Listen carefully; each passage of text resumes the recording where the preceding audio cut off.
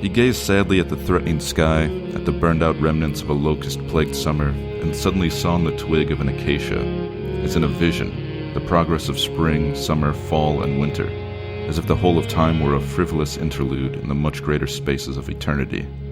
A brilliant conjuring trick to produce something apparently orderly out of chaos, to establish a vantage point from which chance might begin to look like necessity. And he saw himself nailed to the cross of his own cradle and coffin, painfully trying to tear his body away, only eventually to deliver himself. Utterly naked, without identifying mark, stripped down to essentials, into the care of the people whose duty it was to wash the corpses, people obeying an order snapped out in the dry air against a background loud with torturers and flayers of skin, where he was obliged to regard the human condition without a trace of pity, without a single possibility of any way back to life. Because by then, he would know for certain that all his life he had been playing with cheaters who had marked the cards, and who would, in the end, strip him even of his last means of defense, of that hope of someday finding his way back home.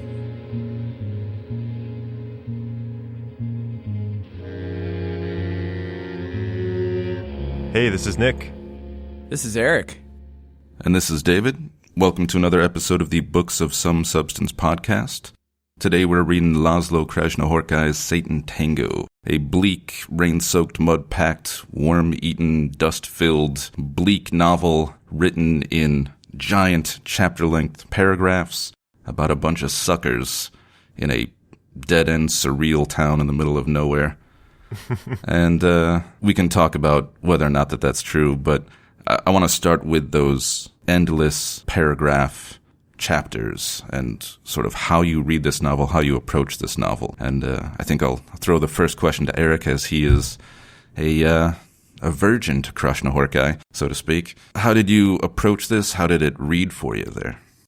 Yes, I am the naive little boy. Touched for the very first time. When it comes to László K and his work. Well, I remember when I picked up my copy of this book some months ago and, did the requisite flip through and saw the sort of the lack of paragraph breaks and had Finnegan's Wake-like nightmares of, oh boy, this is going to be an interesting one.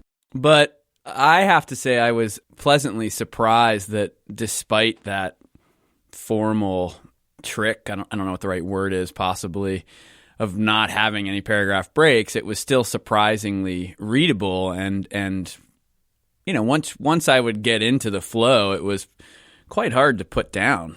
And I think what also struck me as I got further and further through the book is I was trying to make these links to authors that either came before him or were peers to sort of think about, okay, who is he riffing off of here in terms of influence? And there were a lot from, Kafka to some of the other books that we've read, from The Master and Margarita to Woolf to Cormac McCarthy to Faulkner. And yet I came away from it impressed with this stylistic conceit, because by the end it felt wholly his own.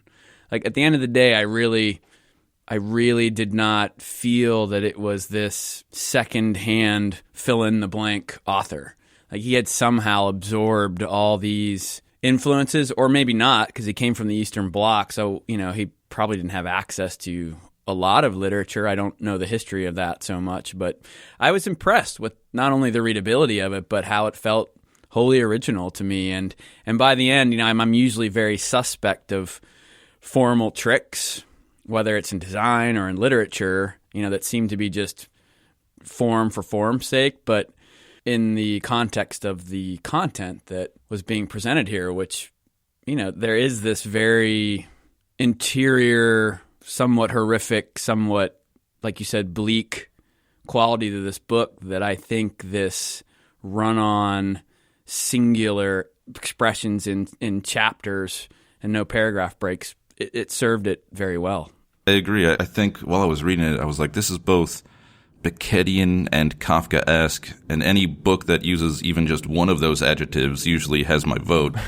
So if those two words appeal to you and you like a sort of living hellscape apocalypse, right, then yeah. What kept coming into my head was like, oh, it's sort of Waiting for Godot crossed with murder ballads era Nick Cave. Like it was this, I kept trying to come up with all these equations that didn't quite fit the bill. And I think when you can't come up with that succinct equation, it's a testament to that there is something original here that is happening. Yeah. And the form thing, there's always this question that I like to ask is, does an author set out saying that I'm going to write a book in this form and then the book comes from that? Or do they set out trying to write a specific book and then the form adapts from that? It's a good question. And these Krasznahorkai books are they're kind of perfect for that because I really can't tell. Like The Last Wolf that we had read before, that was the short story that was a single sentence, or really even more of a novella. It's quite long. You could easily say that I'm going to set out and write a story that's one sentence, and then this is what happened. But the way it reads it just sort of makes sense.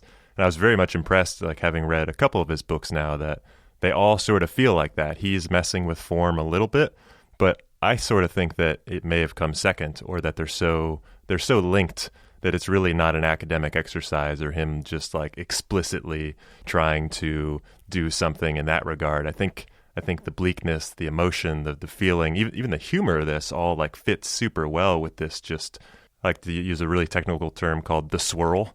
He's a swirl guy, and like you're totally encompassed by it.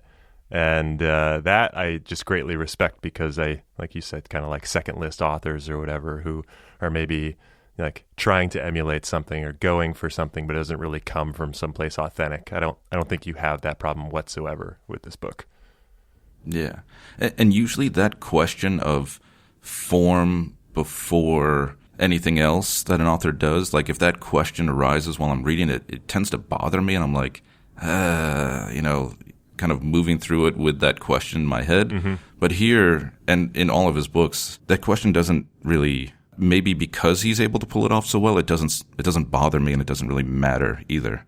It doesn't concern me. I'm more just so enwrapped in the world, in all of its meaninglessness, and again, something we can discuss, that I like being pulled along in the narrative. Yeah, it fully engulfs you. And I was like you, David. It never bothered me. Like once I got into the actual novel, not once did I question this choice. And it's maybe why I missed some of these other formal tricks that we talked about before, because I was so immersed and engaged with the actual content of the story and how he was using this form to tell it, that I never once questioned it. And I think that's a huge plus. So let's actually try and piece together what that content is, because I actually just have questions over like, wait, what is this book about, really? Right? Because I guess we have a group of kind of down and outs on this estate in rural Hungary somewhere, right? And they're all sort of waiting for the return of the quote unquote prophet or con man, right? And then he returns and then takes all their money. As both of those people are, want to do. Right. And then he, instead of just completely running, he essentially then decides to distribute them into sort of roles, I suppose, positions in certain places. And they're all very eager because they just have so much need for any type of figure that gives them direction, I suppose. And then essentially, I don't know, help me fill in the blanks. Because for something that it was so just it grabs you, I'm also not totally sure what we just read. Well, I think like a lot of good art, it defies a degree of synthesis in terms of both what it's about and thematically what it's about. But I came away from it, and maybe it's the era that we're living in, is that there's either the conners or the people who get conned, and that's it, right? And that's pretty bleak. Yeah. Right? You're either one of those two, follower or a leader, whatever the right dyad is there. And, if you look at that through the lens of where we are, I saw a political angle to this, and I couldn't help it, because thinking about the time period and where he was from, that there had to be some sort of angle living in an Eastern Bloc country just before the fall of the Berlin Wall and communism, that there had to be some sort of angle there. But it translates pretty well to where we are today, too. I mean, there were things where I was underlining going, this could be Trump. And when Irimiás was talking. With the speech. Yeah. Right. And but I think that's just a very that's just part of a larger mosaic of what he seems to be grappling with here. I know this novel did get him in trouble. Just after this was published, I think he had his passport taken away or something. I remember reading it in an interview, something similar. But you can read some of that history into it, but again, it only goes so far. Like, right. At the end, when Irimiás sort of splits them up, there's a sense of like the sort of agrarian communist idea of going back to the land and spreading these people out and into different parts of this sort of untenable land that really won't result in anything. But again, like, you can only take that reading so far, especially considering, and I know we tend to do this a lot, jumping to the end and knowing what the narrative kind of is, which is meta. Yeah, but I even feel that meta-ness is that this is a cycle that we as a society, species, go through, ad infinitum. And I found in this book, because it was, like Nick says, a little bit impenetrable in some way, and I didn't know the history, I did a little bit of reading around it, and I found this article from the New York Review of Books, and the author, Adam Thirlwell, had this really great quote that I liked. He said, "But perhaps there's also a more playful, novelistic motive for Krasznahorkai's oblique forms. It means that he can entertain different levels of meaning, political or theological or psychological, and not be limited to any one of them. His economy of detail represents a kind of aesthetic freedom." And I really like that, because I couldn't, there was some theological, there was some psychological, there was some political, but it never felt fully about one of those things. Yeah. And that sentence to me really summed up my intuitive feelings about it once finishing it. I actually found it to be surprisingly literal, or rather that I enjoyed the literal reading of it. And that's something I've noticed about some of his books, is that they're all addressing these sort of obscure big questions in a way, but they also have these tiny little details that don't really amount to what I think a lot of people would traditionally call a plot, or certainly not one that when typed out in like a Wikipedia summary seems to make any sense. But as you're just reading those details, they grab you so much that becomes its own plot. And I don't even find myself being worried about, like, is this symbolism? Is he really trying to say a thing? It's really just this portrait of this, just like, we keep using the word bleak, but, why not? Like, it's hopeless, right?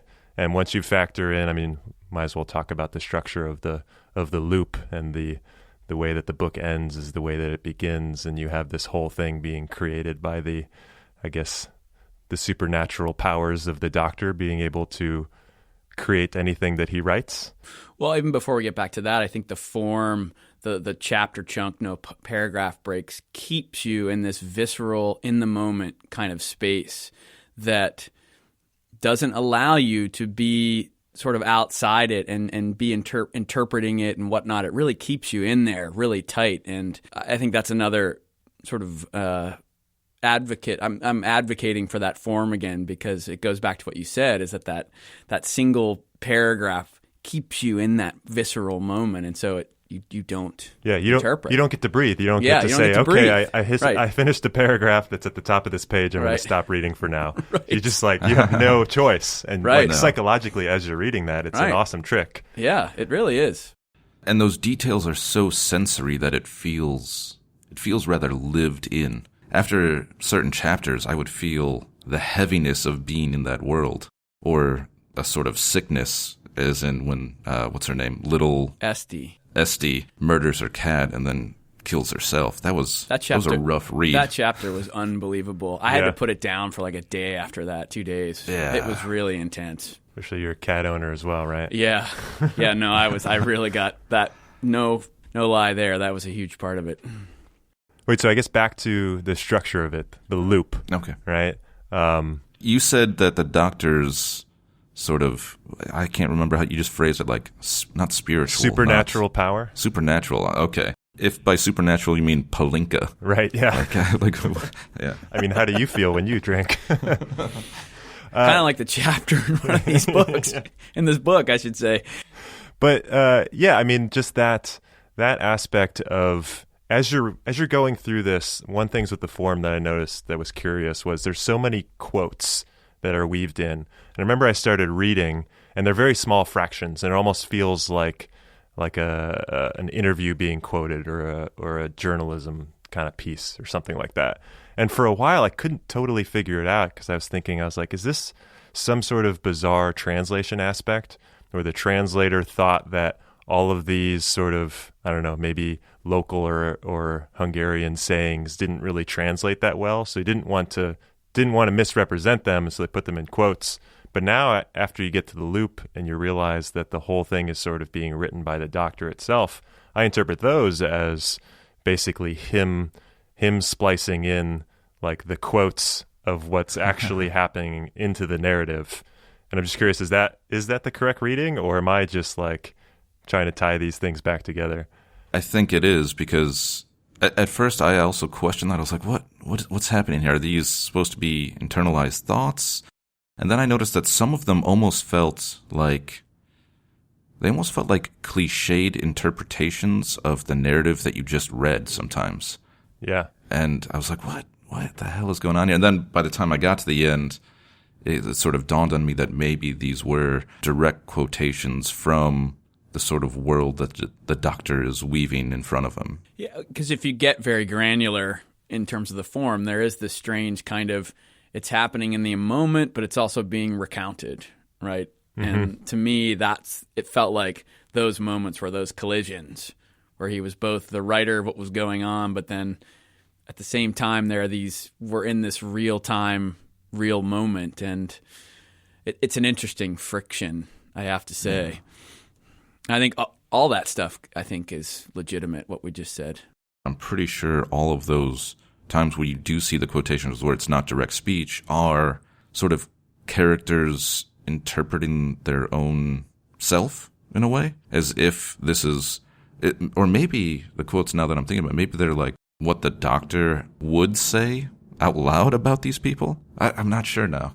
I want to see a passage. Yeah, is it his internal commentary, or is it almost like a Greek chorus on top of his first person recounting of this whole sordid tale? Like the murmurers in the woods, sort of beyond the veil. Yeah. I don't know if you remember that scene out in the woods where they come across the body of the girl, and she's, slowly and failing to ascend into heaven. Oh, yeah. There's like these voices that they hear that are like, it's almost as if their words will help bring her up, but they keep like failing. It was such a bizarre scene.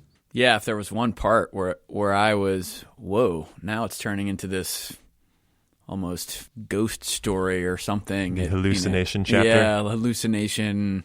It was, yeah, but it's funny. I almost appreciate that he throws that in, because then it throws you off. Like you think you have a lock on this book, and then he throws something like that in, and you're like, okay, I got to back up and reassess the whole thing all over again after this chapter's over. And I think some people might find that to be irritating. I personally found it interesting. It's almost like the pauses between the chapters were your chance to kind of back up and go, okay, what is this about again? And he was constantly throwing you off your balance. Yeah. And I liked it because I think a lot of his other books, in my opinion, don't have as much of a fantastical element. And even this one, I think, is pretty light. It's like mostly like in the real. Right. And then there's, outside of like the structure with the doctor itself, that moment of the hallucinations is really, in my opinion, the only spot here where you're really just confused as to what exactly is happening. And I think I appreciate that fact, just that there's this quote, I think it's from War and War, where it's basically reality examined to the point of madness. And that to me is just Krasznahorkai to a T. Like everything is good. Just, you look at anything too much and you're going to get crazy, because anything under the proper amount of focus is nuts. And so I actually think that as he started writing more, he kind of refined that aspect. And he probably gave up, or at least, again, my interpretation, I don't know exactly what his thoughts are, but gave up the need to have something like a hallucination, or, there's so many bells and murmurs and, vibrations and stuff in like the atmosphere of this book. There's just like layers of stuff. And I think as you get into more of his works, they seem less concerned with that outside weird element and more of like finding that internal weird element. And so I actually enjoyed this. I probably read all these in the wrong order, because these are these are kind of linked, this and Melancholy Resistance and War, and then he's got another book coming out this year that are all supposed to be part of this same sort of hopeless, bleak, narrative, right? But, there's a density to his bleakness that is wholly unique. Like whether you compare it to, I don't know, Camus or Kafka, you go through history in terms of the bleakness of the novelists that have really grappled with this, and there's a density to his bleakness that is completely wholly his own, which I very much respect and appreciate. I have a question about, I think about the flow of this book, and one thing that kind of tripped me up that as I was reading I didn't fully understand, but as the prophet, the con man, Irimiás, comes back, and he has sort of this meeting that seems like it's with government officials, and he has to report somewhere, and then that sort of disappears, right? He leaves the meeting, and then there's really no other like government influence beyond that. And I was trying to figure out actually what the point of that is. Did he defect in some way? Did he, because we're talking about Eastern Bloc type of stuff, right? Is there some context to that government aspect outside of the themes we were talking about? But that one spot seemed actually a little bit surprising to me, because I thought, oh crap, we're getting into this like bureaucratic government kind of Brazil style of plot here, and then it just disappeared. Do you mean the first half or the second half? The first half, right when he comes back and he has that meeting and right. stuff, and like they get all mad at each other. I think that first part is certainly the most comical section of the book. Yeah. It's got a very, Laurel and Hardy kind of, two sort of bumbling idiots. It's like the movie Twins. Yes, exactly. That's the first thing that came to mind for me, too. When I was doing some research, I found a lot more actually on the Bellatar adaptation of this. Have you seen that book? No. Okay. The 7 hours seemed a little daunting, at least for the deadline we had for this. And the summary of the film seemed to imply that while they were gone, they got into trouble with the law, and the law basically said, if you want to get out of this, you have to go back to where you were from and report back to us of what's going on this estate. Because there seemed to be an implication that the people that were living on these estates were also maybe, anti or at least subversive in some sort of way. And so there seemed to be this implication that they sent him back to sort of be this reporter or it's not snitch, but, report back on them. So then so that's actually interesting, because then it takes it out of this idea that he's kind of operating independently as just sort of this, like you said, con man earlier, right? And then it puts a little bit of sort of government conspiracy into it as well. But I mean, that was part of the whole deal in Eastern Europe during then, right? It's that you had your neighbors spying on you, and that was just part of the deal. And I didn't even actually know that before I finished the book. I did some research after, but that was what it felt like to me when there was this, Lives of Others kind of the film, sort of idea going on here where people were just spying on the other. And that exists even within the estate. Like you see the women looking out the windows, everyone knows where everyone's going. Mm-hmm. And what makes it, I think, even not funny, haha, but sort of like a little dig into how bumbling that bureaucratic state was is just that they assumed these people might be up to something, but they're just sitting around waiting for someone to save them. They have no drive to really change their lives. They come across money and they're like, you know what, screw that money. There's a dude coming who's got a plan. Right, people would rather have the plan than the actual means in which to like they want somebody to tell them what to do. That's more valuable than actually having money that might give them the means to do it. And that's where it got very political for me. In that place. That's funny. I had read the Irimiás thing as the government gave him something to do and he was sort of rebelling against it, because they had a thing where it was like he had to report back, and then I interpreted it as he was like, I'm not going to do that. This is my only way out, is to basically get the cash from these people, and then him trying to cover his bases by then distributing them, and then he moves on. But I actually kind of like, I don't know, I like both. Well, for me, that's what I like about the book, is it never squares the circle on any of these ideas completely. it only raises more and more questions. And I found that ultimately very interesting and unique. I think, especially in the realm of literature of this caliber and I don't know what the second word is, but the caliber and the books caliber of some substance. There it is. When in kind doubt, of literature. Use the tagline. Yeah, I mean, you meant kind of the McCarthy reference, right? But the blood meridian aspect with the judge, it's different characters, but that whole idea that your leader, if he's intellectual and he has these rhetorical capabilities and can lean on that it's somehow we as followers, I'm going to use the royal we, always interpret that as some sort of morality as well. But when in reality, a lot of times these things can be totally separate. There is no overlap in the Venn diagrams between these skills and the actual moral aspect of it.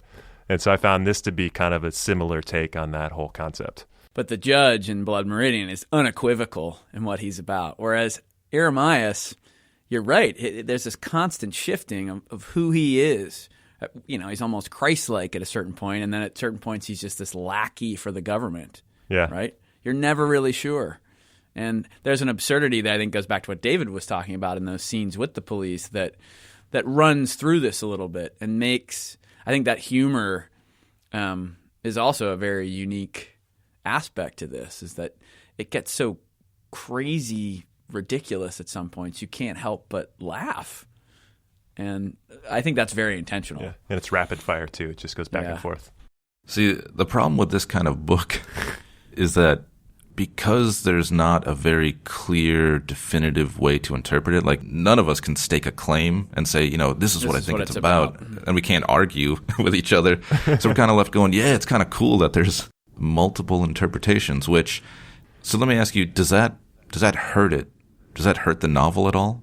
No, I think it actually just pulls it out of, honestly, our comfort zone. I think, being a reader and somebody who likes talking about books and trying to interpret them, we actually have a structure for almost what we expect.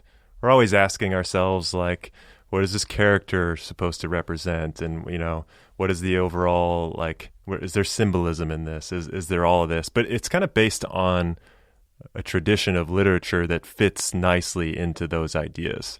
And I think this pushes outside of that, just sort of very structured analysis that, it's not like we're highbrow critics or anything, but I think we feel comfortable being what's Hemingway talking about?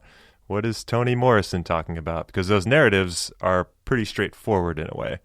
And so if you get outside that, it's almost like we're like, what are the tools? How do I even address this with the words that I have available?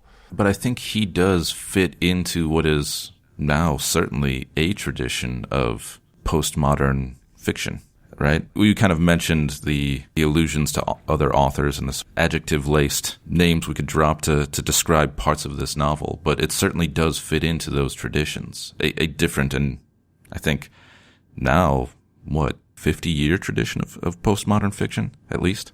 Yeah, and I think a lot of those, here's how I would distill it down, is when I read a more traditional, a traditional classic, we'll go with that, then there's all these elements that seem very easy to talk about.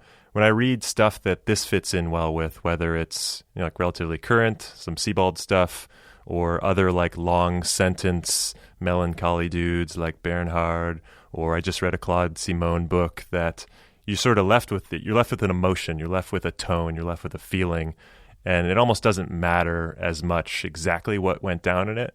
And because of that, I find myself not being that worried about what went down in it.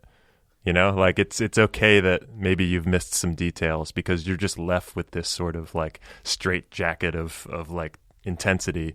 And that's what you get out of it. And when you look at the book on your shelf, that you immediately feel that when you're looking at it.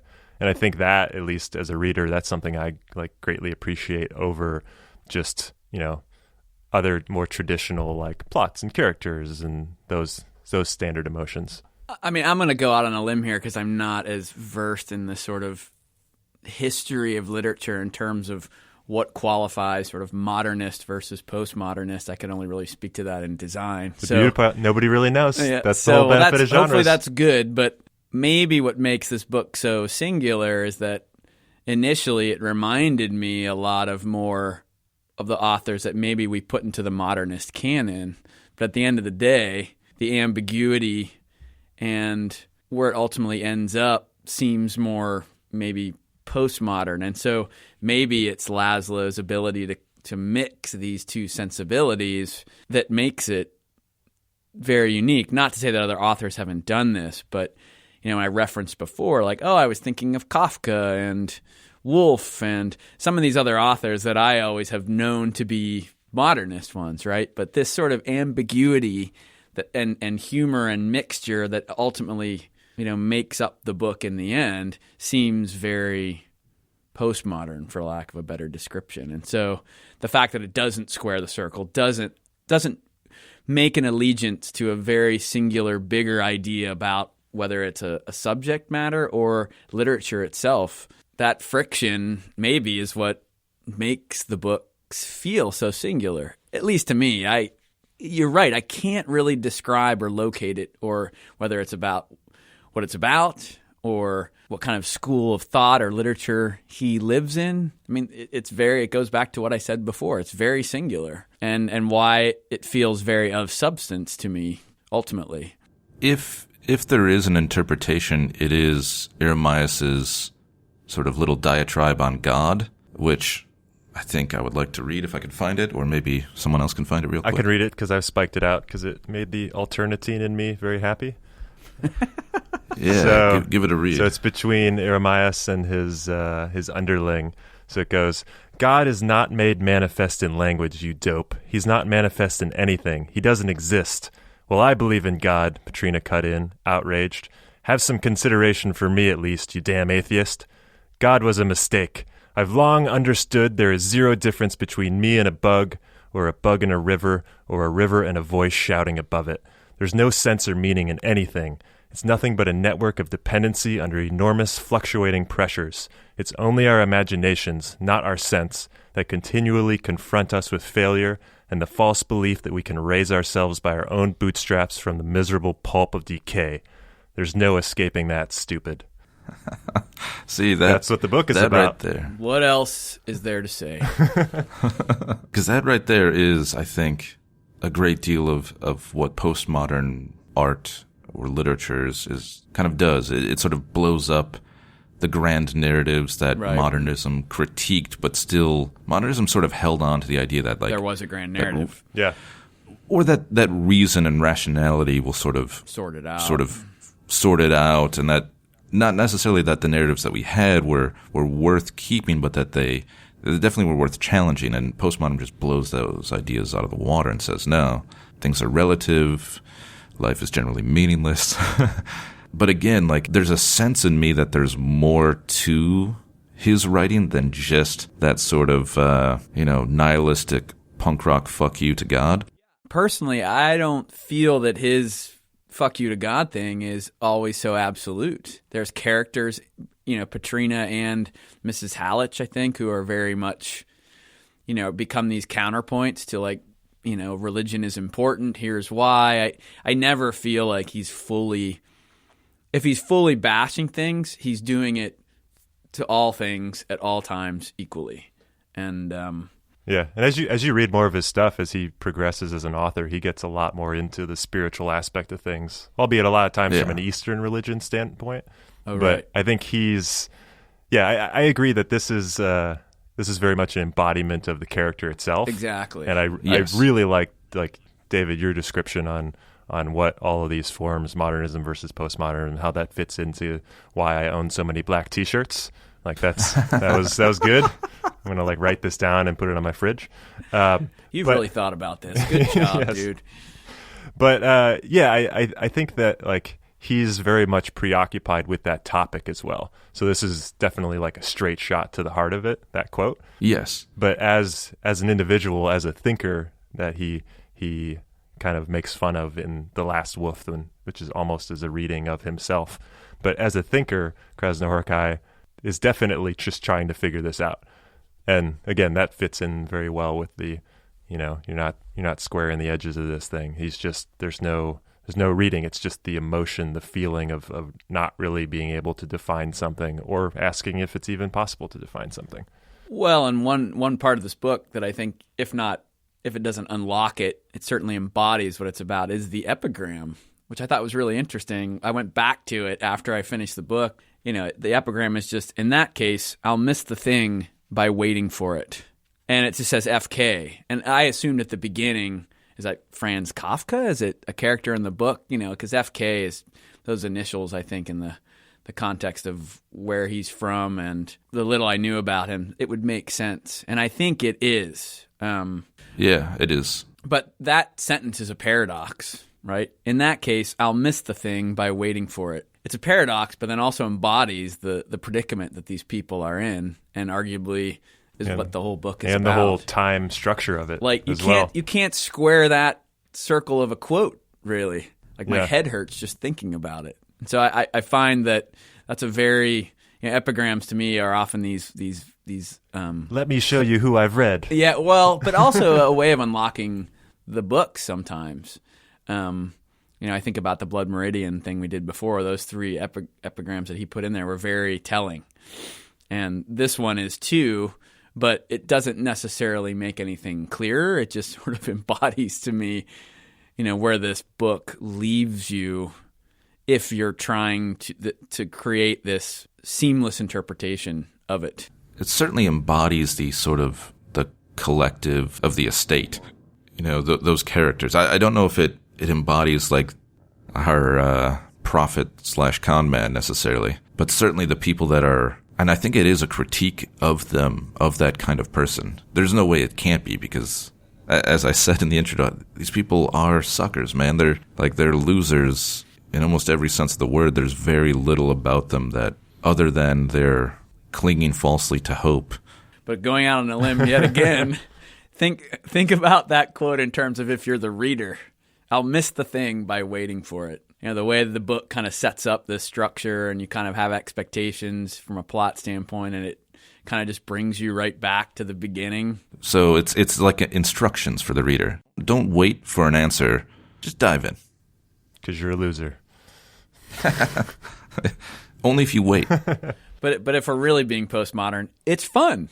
And it's fun. Yeah, it's fun. And it's fun. To embrace that, even if we're all doomed.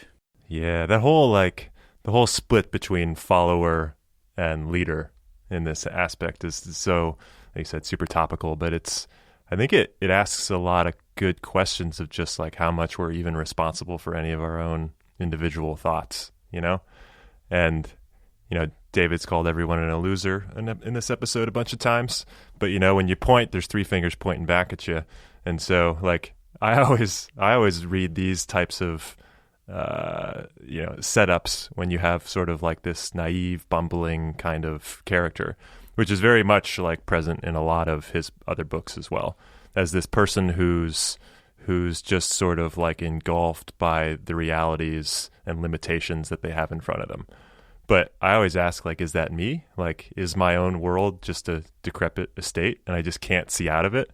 And I'm actually following the person that's giving me the solution, and I feel like I have some sort of autonomy and agency, and because these people, they believe it too, right? And so I like the introspection that comes from that, and it fits super well in the current political narrative, but just from a very individual level, it's kind of a hard question to ask yourself, how much are you really in charge of anything?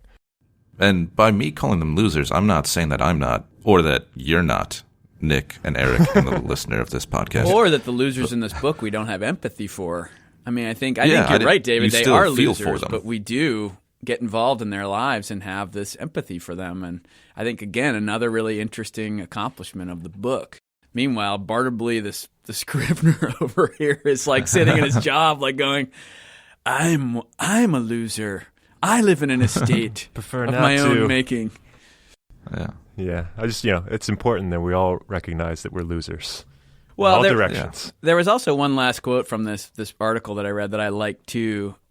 This Adam Thirlwell says, like the episode of Estes' levitating corpse, This ending is open to multiple interpretations, which the novel never works to sustain, but also never denies. A parable with no fixed doctrine. There's postmodernism for you. Boom! Right there. And as I'll steal something you mentioned before we started recording, but it's a tango. Yeah. Right? Couple steps forward, couple steps back. That I did get. Yeah. That part I did get. They're doing the dance scene. Hey, it's in the title. It's in the title. Tango. There's a structured thing. It's there. Yeah. Yeah. There's only so much metaphor I can interpret during the day. Well, I guess, I don't know, on that note, let's ask the question that we always do, right? So I know, Eric, you leaned on the tagline a little bit earlier, but, would you consider this to be a work of some substance? I think the fact that we've squeezed so much of what we've talked about out of it and still haven't come to any sort of consensus, that to me is always a good sign. If it raises as many questions as it, or just if it raises as many questions, period, as it has, whether it's about why the book was written itself or around our own existences, that always is a good sign for me. David? I have to mirror Eric's sentiments, really. If we're left with all of these questions and we enjoy talking about them and we enjoy not really getting an answer, then yes, of course, it's of substance. That on top of the writing style, the form, the play with form, yeah, definitely. Yeah, and obviously just sort of in agreement, but that whole thing of literature's classic thing of like ask the questions, don't provide the answers, it very much embodies this, right? But then I even take a simpler thing. I think I ask myself, like when I'm reading, when I'm actually just turning pages faster or just enjoying it, it's the flow of stuff. And this, from like a flow standpoint, just it resonates at exactly the same level that I feel like I kind of feel on the inside. And that is just, it's refreshing. It's very personal. I mean, I was a little hesitant when we were going to talk about this today because I read it like mostly on like an overseas flight. And like, I was in a contained atmosphere with this very contained book. And like, it actually has sort of a personal like feeling to me. And I almost didn't want to talk about it because A, I can't really remember exactly what happened, but B, that's what I'm left with. And I think that's the definition of like good literature for me is just, does it create that sinking feeling in my stomach? If yes, then thumbs up. Well, it leaves holistic residue, not just residue from the particulars. And I think that's really rich. Right. And I really want to read. There's so little on this book in terms of in Wikipedia. It's kind of hilarious. And but the last sentence was so great when it was trying to summarize it up. It said, "The purpose of the whole exercise remains totally unclear." And I thought, wow, that is so awesome. Because Wikipedia is trying to give you answers, right? And this book is all about questions. And the fact that that's the last sentence of the summary sums up why it's relevant. Why good literature is relevant. Yeah. And there you go. Well, thanks for listening to a podcast where we end our criticisms with the summary of the book on Wikipedia. Hey, man, I'm always looking to go highbrow. It's like twins, right? Yeah. I feel like that last line really summarizes existence itself. The purpose of the whole exercise remains totally unclear.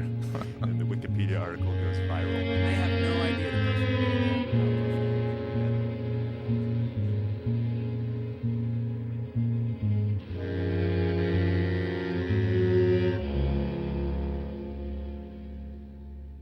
Krasznahorkai?